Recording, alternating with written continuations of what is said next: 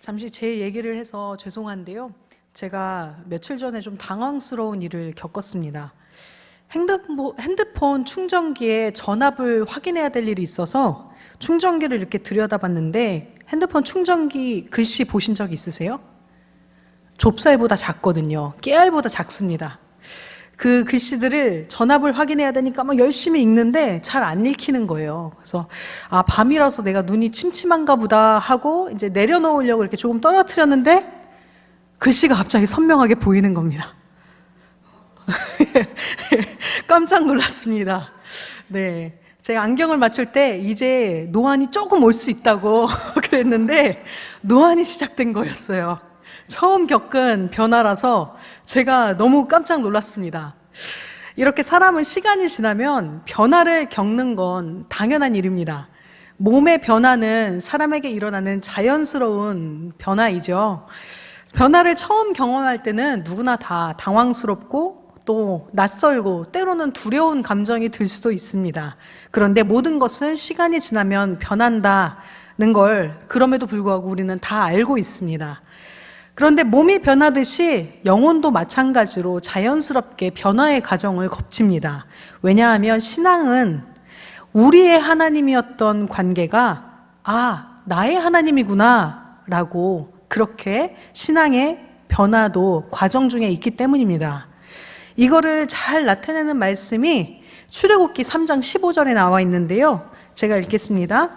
하나님이 또 모세에게 이르시되 너는 이스라엘 자손에게 이같이 이르기를 너희 조상의 하나님 여호와 곧 아브라함의 하나님 이삭의 하나님 야곱의 하나님께서 나를 너희에게 보내셨다 하라.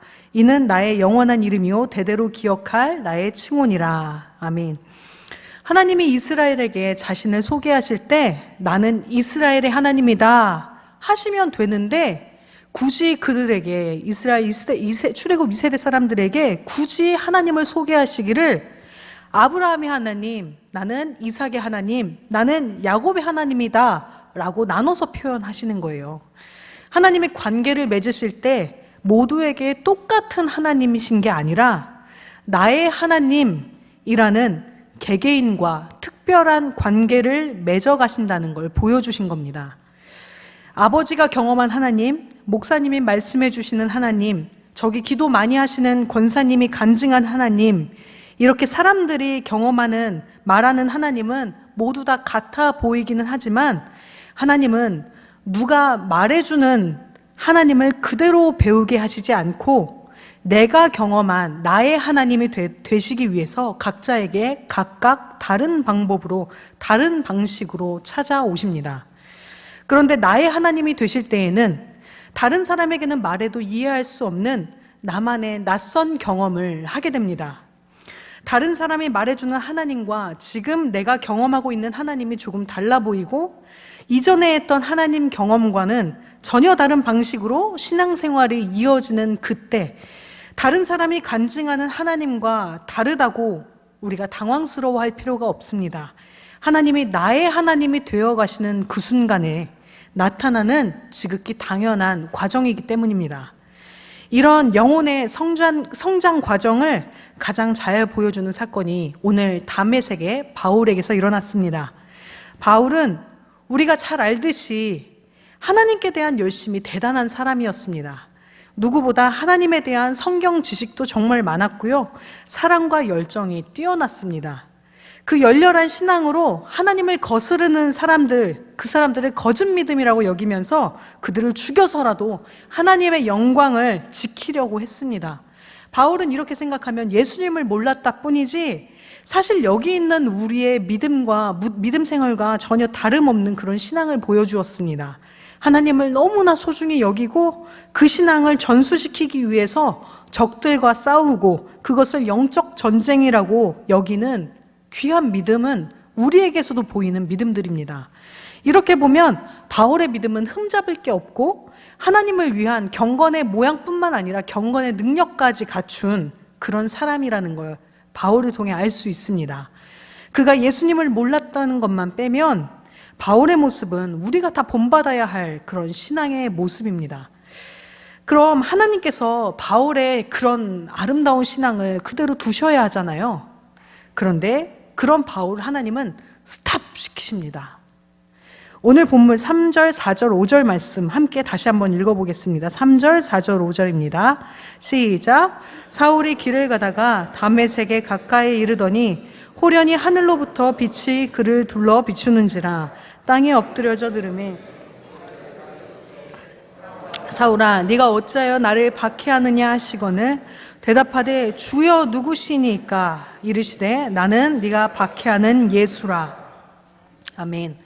바울은 이때까지 우리의 하나님을 경험했습니다. 그 우리는 성경이 가르쳐주는 우리 하나님, 유대교의 어른들과 신학교에서 배워왔었던 우리 하나님이었습니다. 그런데 성자 하나님 예수님께서 바울을 친히 찾아오셨습니다. 바울이 유대교에서 배웠던 우리의 하나님 속에서는 도저히 들어보지도 못했고 경험해보지도 못했고 알지 못했었던 낯선 하나님이었습니다. 그런데 우리가 바울의 결론을 알고 있듯이 바울이 난생 처음 경험한 이 낯선 하나님이야말로 진짜 하나님이었습니다. 질문을 하나 드려볼게요. 그럼 바울이 지금까지 우리들의 하나님은 이런 분이야 라고 배워왔던 그 하나님은 틀린 분일까요? 질문이 어려운가요? 네, 같죠. 틀리지 않죠. 그 하나님도 하나님 맞죠. 그분이 하나님 아버지시죠.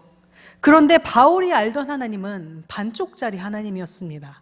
그가 알고 있었던 하나님을 그동안 그는 그게 하나님의 전부야 라고 생각을 했는데 알고 봤더니 하나님은 바울에게 더 구체적으로 하나님을 드러내고 싶으셨던 겁니다. 예수님이야말로 우리에게 눈으로 보여주신 완전한 하나님이었던 겁니다. 이런 낯선 하나님과 바울의 만남을 그대로 표현해주는 설명이 바울이 그런 하나님, 낯선 하나님 앞에 어떠한 상태가 되었는지 그걸 표현해주는 설명이 그 뒤에 이어집니다. 우리 8절, 9절 말씀 함께 읽어보겠습니다. 시작. 사울이 땅에서 일어나 눈은 떴으나 사람의 손에 끌려 다메섹으로 들어가서 사흘 동안 보지 못하고 먹지도 마시지도 아니하니라. 아멘. 눈은 떴는데 아무것도 보지 못하는 사람. 하나님이 너무 낯설고 당황스럽고 모르겠는, 하나님을 잘 아는데 하나님을 모르겠는 그 어둠의 상태. 그런데 바로 그때가 우리의 하나님에서 나의 하나님으로 바울에게 전환되어지는 영혼이 새롭게 변하는 과정이었던 겁니다. 우리에게는 바울이 경험한 어둠처럼 어둡고 낯선 하나님을 경험한 경험들이 다 있을 겁니다. 이 정도 기도하면 하나님이 항상 응답하셨는데 하나님이 침묵하십니다. 은혜를 얻어내기 위해서 이전에 없었던 애를 써야만 하는 그런 때가 이어집니다. 전에는 이런 소원 들어달라고 기도하는 것이 간절했는데 어느 순간부터는 간절한 기도 제목도 내 안에 열망이 사그라들고 그냥 나 또한 하나님이 그러하듯이 나도 하나님 앞에 그냥 침묵하게 되는 어둠이 찾아오는 겁니다. 전에 내가 알던 하나님은 사랑이시야, 은혜야, 심판이셔, 그리고 이러한 이름들이 있어 하고 하나님을 명료하게 설명할 수 있었는데 지금 내가 경험하고 있는 하나님은 그러한 말로는 맞긴 맞는데 무언가 부족해서 다 표현할 수 없는, 무어라 다 말할 수 없는 낯선 하나님이 시작되는 겁니다. 이전에는 열정적으로 하나님을 찬양하고 기도하면 기뻤는데 어느 순간에는 큰 목소리와 열정적인 찬양도 내 마음을 채우지 못하고 공허하기 시작합니다. 하나님 앞에서 아무 말을 하지 않고 있는 것이 오히려 더 큰 찬양이고 더 마음에 꼭 맞는 기도 같다고 느껴지기도 합니다. 이전에 하나님을 만났던, 하나님과의 관계를 맺었던 방식들이 온통 낯설게 느껴지지만 그런데 하나님을 더욱 갈망하고 이것이 틀린 것은 아닌 것 같은데 하는 그런 느낌이 드는 그때가 우리 하나님에서 나의 하나님으로 영혼이 성장하고 변하는 다메섹의 때입니다. 저희는 지금 아기 예수님이 이 땅에 오셨던 성탄절을 맞이하는 대림절 기간을 보내고 있습니다. 그런데 예수님이 이 땅에 오셨을 때도 하나님이 찾아오시는 방식은 마찬가지로 낯선 만남이었습니다. 세상에 하나님을 만나려면 하나님은 이러이러해 라고 하는 내 편견을 꺾어야만 낯선 모습으로 찾아오신 예수님을 하나님이라고 받아들일 수 있었습니다. 유대인들이 하나님께 원하던 것은 크고 어마어마하고 엄청난 능력으로 왕이 되어주셔서 내 삶을 보호해 주시고 내 소원도 이루어 주셔야 그게 하나님인데, 예수님은 전혀 예상하지 못하게 십자가에 달리셨고 또 왕 같은 능력이 아니라 아무것도 내세울 것 없는 죄인의 명패를 달고 오히려 죽음이 승리가 되게 하셨습니다. 왕 같은 능력, 승리와 성공, 열정과 환호가 아니라 환호가 이루어져야 승리한다는 그런 인간의 편견을 넘어서서 죽음, 자기를 내어줌, 침묵, 겸손, 이것이 예수님의 승리가 된다는 것을 보여주신 겁니다. 그 전에 하나님을 믿어왔던, 하나님께 기대했던 그 방식과는 너무나 다른 신앙의 길, 낯선 만남, 낯선 하나님, 이런 낯선 하나님을 겸손히 받아들이는 사람만이 예수님이 오셨을 때 그 예수님을 통하여 하나님을 볼 수 있었고 예수님의 구원에 동참할 수 있었던 것입니다. 이런 하나님의 낯선 만남은 지금도 같은 방식으로 이루어집니다. 이전처럼 기도하면서 경험하는 만족스러운 느낌이나 내 뜻이 이루어지는 응답이 없는 어둠의 시간 속에 있더라도 하나님은 그 어둠 속에서 내 영혼에 있는 불순물들을 녹이는 과정이라는 걸 아시기 바랍니다.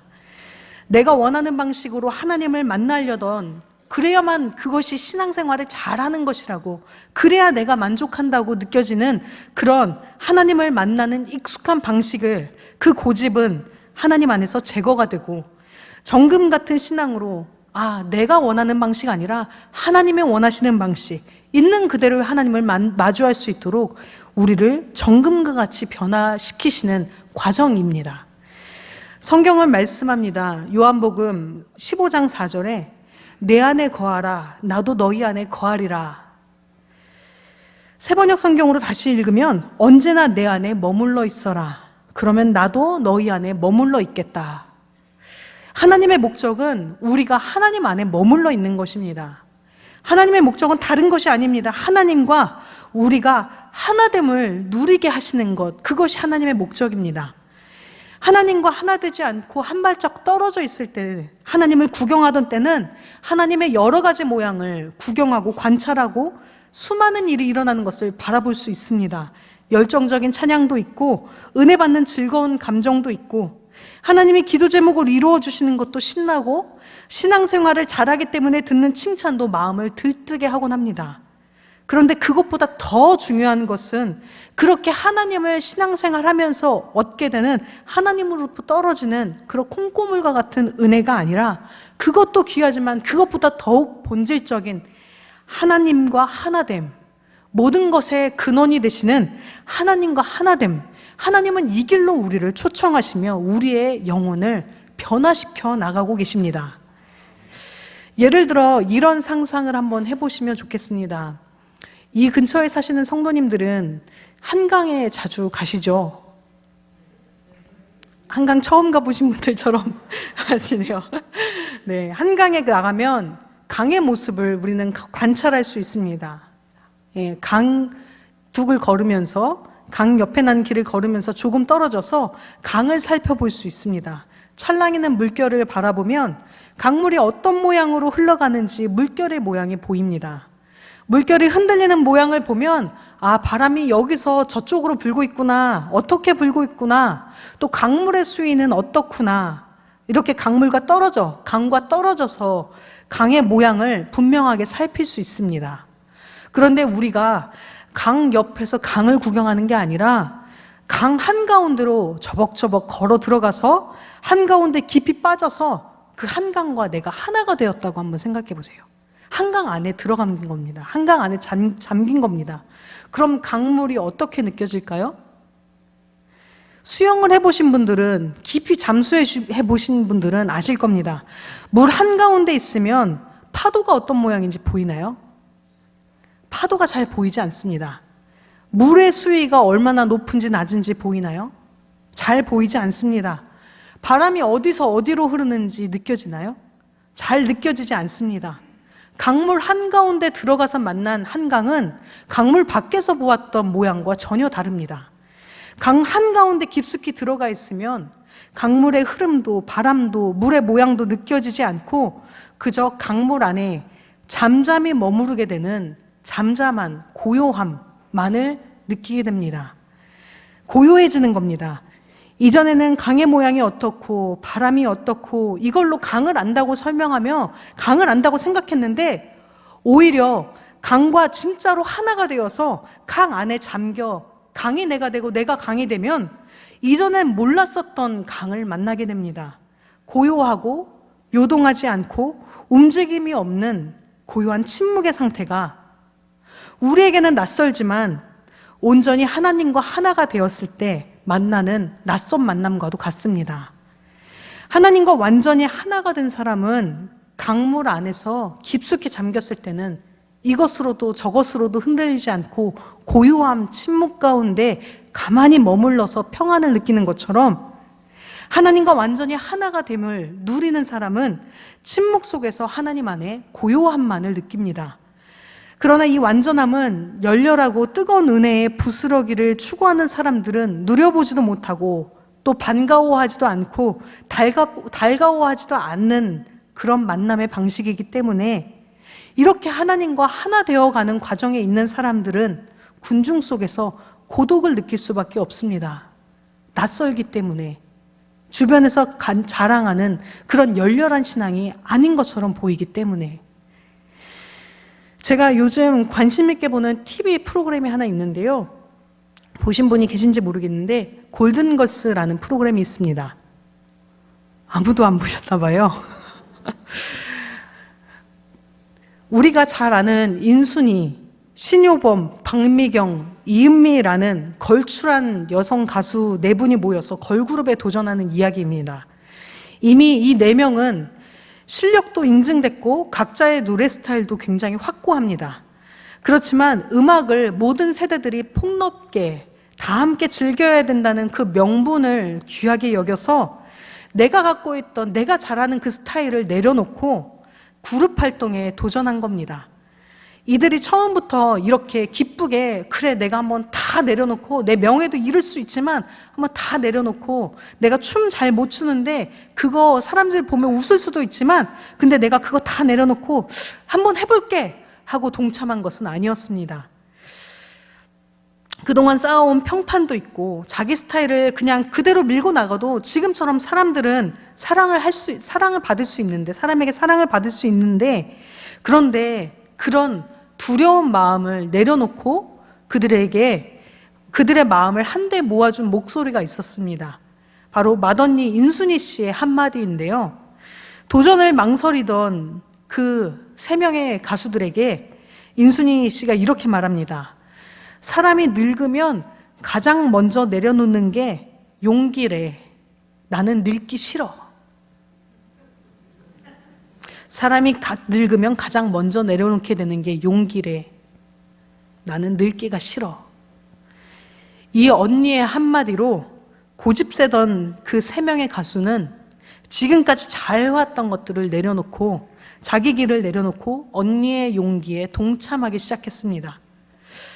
우리의 신앙도 마찬가지의 도전을 받는다고 생각됩니다. 하나님은 우리를 하나님으로 만족하고 더 이상 요동하지 않는 그 구원의 삶을 하나님과 완전히 하나 된 삶을 마련해 두시고 이미 그 자리로 초청하고 계십니다. 우리는 이미 그 자리 안에 있습니다. 그러나 우리는 익숙한 방식, 내가 옳다고 나는 이래야만 은혜를 느끼는 것 같아. 나는 이래야만 하나님을 좀 믿는 기쁨이 들어.